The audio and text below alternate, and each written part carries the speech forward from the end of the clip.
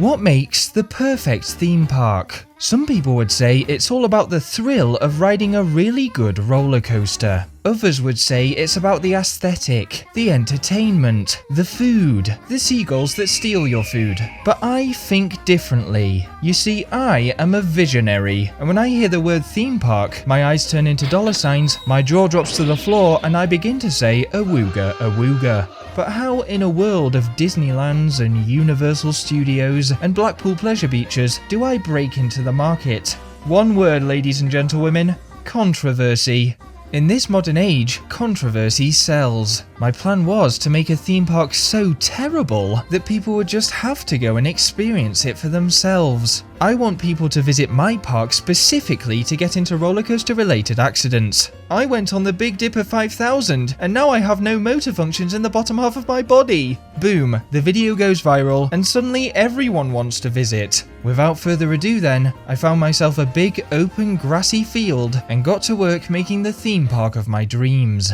I called it Peaceful Pastures. The first thing to do was design the park's entrance. How can we make the experience of entering the park as unpleasant as possible? I thought to myself. The obvious answer was to make the whole thing really long, so people would have to walk for miles before they reached any rides. Of course, you can imagine their disappointment when they find out the only ride so far is a single merry-go-round. What's more, the only exit to the merry-go-round takes you all the way back to the very start of the park. So, as soon as you step on the carousel, you've essentially signed yourself up for another full day's worth of walking. And that's a point actually. At the moment, all of this walking was far too pleasant. The customers were being treated to a beautiful stroll in the countryside. This had to stop immediately. So, I constructed a series of giant walls to block out any sort of view. I did, however, leave the corners untouched, not to give people any hope they might somehow escape, but instead to make space for a series of trials. First, I placed down a bunch of water fountains, just to make sure that everyone who enters my park is soaking wet. Then, at the other end of the path, I placed down a bunch of electric panels, because, as we all know, water and electricity mix really well. On the third corner, I just put a bunch of explosions. I got lazy, okay? I'll be honest, I got lazy. And then, to round things off, on the final corner, I put a toasty bit of fire. So, I'm being generous here, actually, because even though they got drenched by the water fountains earlier, it's all okay because they can dry off next to this nice warm fire. And look on the bright side, hey, because now you've made it through all of that, you can take a ride on our world famous merry-go-round. And then you have to go all the way back to the start and do it all again. My plan was already working perfectly. The controversy had well and truly started, and visitors had begun to complain. I wish this park had a drink shop.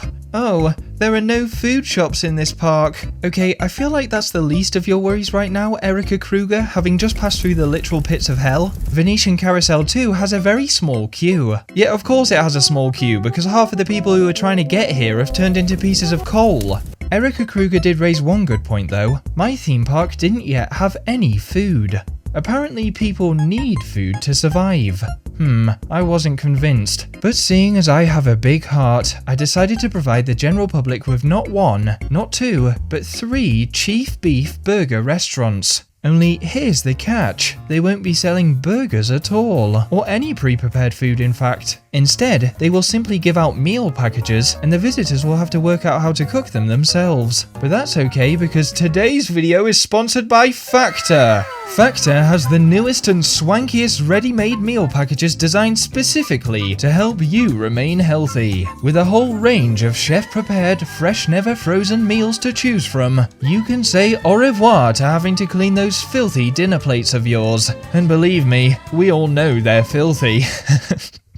I don't even know what that means. Look, it's food, it tastes nice, it's convenient. And get this, if you visit my link in the description, you little ladies and gentlewomen at home could get 50% off your very first box. That's like half. No wait. That is half! So what on God's green earth are you waiting for? Go and check out Factor, sign up, it really does help out the channel if you do. And yeah, thanks again to Factor for sponsoring this video. And as we say on this channel, Factor? Yeah, factor me in! All this talk of healthy food got me thinking. Staying healthy is very important. So, to help my visitors gain fitness, I decided to put all of the chief beefs at the top of a very steep mountain. This way they'll have to really work for their food. And the best thing is I couldn't even get 2 of the sets of stairs to connect. So if you go up the wrong one, you have to turn around and go all the way back down again. So, with the catering taken care of, I supposed it was time to try building a roller coaster. If I was going for controversy then, these would have to be abominations. My first attempt was something I like to call the Earth Drill. This coaster started off with a very long and suspenseful climb, allowing me to then career downwards in a kind of perpetual spiral, tunneling all the way down into the ground. This design was perfect, I thought. Just the right amount of tension, just the right amount of thrill. Who wouldn't want to ride this? In fact, let's test it out now. Here we go, just going over the edge now and oh god, whoa, whoa, whoa! As it turned out, the Earth Drill was a tiny bit too aggressive. We're trying to scare people here, but I think the G-force on this ride is so high that people's organs might end up on the outsides of their body. More to the point, my computer is very slow and can barely handle this game as it is, so it was necessary that I went for a bit of a redesign. I once again started experimenting, and my next contraption was a bit more simple. It might look like a really boring design at first, until you realise that half of the coaster is built out of booster tracks and the other half is full of brakes. This means the overall experience feels like being in a series of car crashes. People who ride this are essentially paying money to be given severe whiplash. As a result, apparently many people found Sprint 500 too scary, so I decided to rename it Best Ride, in the hopes it might trick people into thinking it wasn't complete garbage. And speaking of garbage, it was at this point that I realised that my park didn't have any bins. So for my next roller coaster, I tried to incorporate a solution to this issue within the design. To do this, I placed a load of trash cans directly along the track. This meant if people had garbage they needed to dispose of, they could just chuck it out the side of the coaster as they went past, and it would land in one of the bins. One small problem with this is as the bins fill up, they are directly below a big loop-de-loop, so as people go around the loop, they are going to get a big whiff of garbage smell. To counteract this, I thought maybe I could introduce some trees into the equation. My theory was that these trees would suck up all of the CO2 being produced by the bins and keep the air around the coaster nice and fresh. Unfortunately, I did place the trees a little too close to the track, so when you are riding the coaster, all of a sudden and you might be concussed by some of the branches. Apparently people found this coaster too scary as well. I have no idea why. It looks pretty fun to It looks pretty fun to me. Frustrated at how one single merry-go-round was outperforming both of my roller coasters that I'd worked so hard on, I spent the next few minutes spamming down a bunch of giant burger mascots and then watching as they blocked every path in the theme park.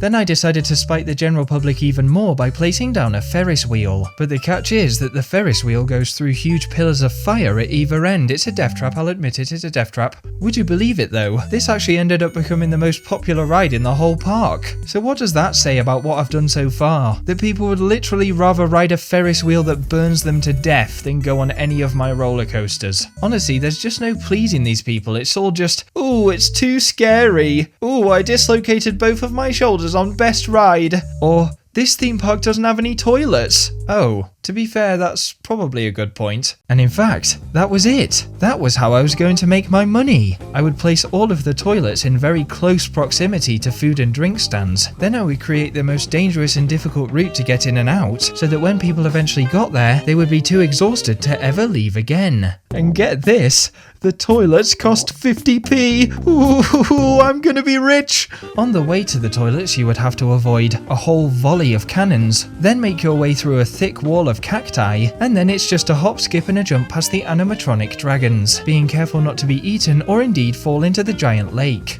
And finally, you've made it to what is soon to be an incredibly overcrowded food plaza. Oh great. In the time I was building this, the merry-go-round has broken down. Well, there goes our one good ride. To replace our broken carousel, wouldn't it be cool, I thought, to have a roller coaster that weaves its way over the top of the toilets? This would draw even more people to our new food and drinks court. What I maybe shouldn't have done is begin to construct the roller coaster while everyone was still in the food plaza because, oh god, they've started running tests before the coaster is even finished and it's heading straight for the queue to the Ferris wheel. Oh god, no, everybody run!